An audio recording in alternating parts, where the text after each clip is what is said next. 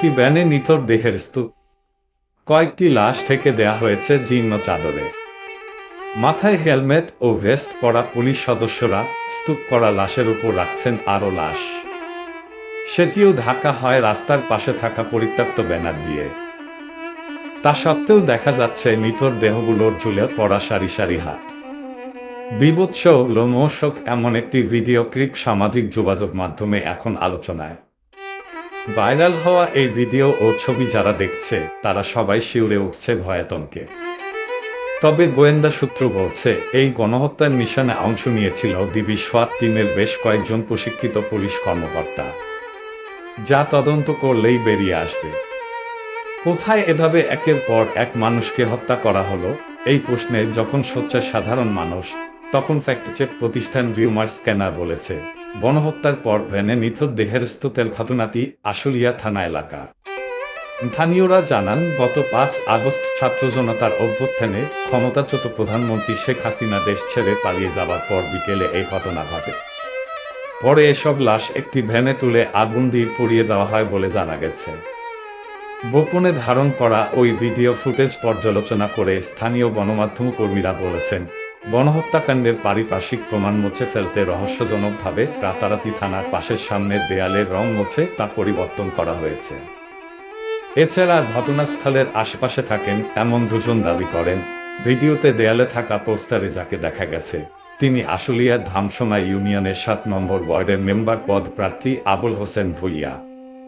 তবে গণহত্যার বীভৎস সেই চিত্র মুছে ফেলার প্রচেষ্টায় সেই পোস্টার এখন সরিয়ে ফেলা হয়েছে। নাম প্রকাশ না করার শর্তে স্থানীয় বাসিন্দারা বলেছেন, ৫ আগস্টের পরপরই সব দেয়ালে নতুন রং করা হয়েছে।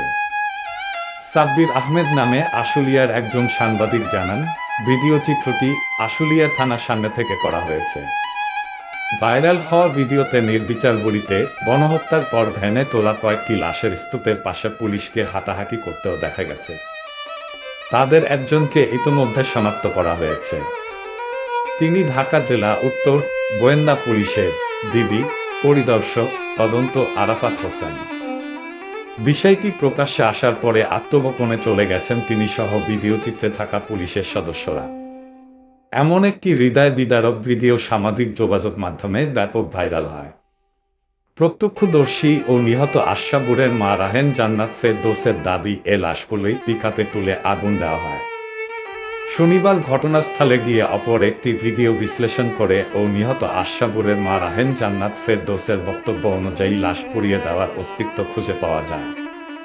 পুড়ে যাওয়া লাশের পাশে আইডি কার্ড দেখে সাজ্জাদ হোসেন সজলের পুড়ে যাওয়া লাশ শনাক্ত করেন মা শাহিনা বেগম।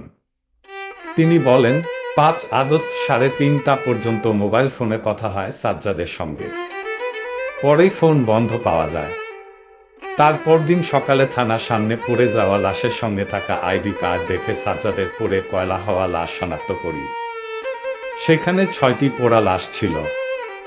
এছাড়া ওই পিকআপে তানজিল মাহমুদ সুজয়ের লাশ শনাক্ত করা হয়।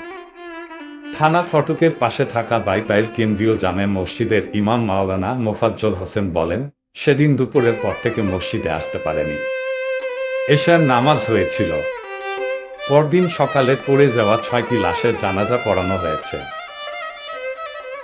ঢাকা জেলা পুলিশ সুপার আহমদ মুইনের সঙ্গে যোগাযোগ করা হলে তিনি বলেন, সকালে ভিডিওটি আমি দেখেছি। এটি অ্যানালাইসিস করা হচ্ছে। এছাড়া পুরো বিষয়টি নিয়ে কাজ শুরু হয়েছে। প্রসঙ্গত, বৈষম্যবিরোধী কোটা আন্দোলনকারীরা গত ৫ আগস্ট নবীনগর চন্দ্রা মহাসড়কের বাইপাইল এলাকায় জমায়েত হতে থাকেন। পরে শেখ হাসিনার দেশ ত্যাগের খবরে আন্দোলনকারীরা আশুলিয়া থানার দিকে অগ্রসর হয়। এ সময় আন্দোলনকারীদের লক্ষ্য করে গুলি ছুড়ে পুলিশ। গত ৪ আগস্ট থেকে শনিবার পর্যন্ত বিভিন্ন হাসপাতালের তথ্য অনুযায়ী ওই এলাকায় ৪২ জন নিহত হওয়ার খবর পাওয়া গেছে ভ্যানে লাশের স্তূপের হিসাব ছাড়া।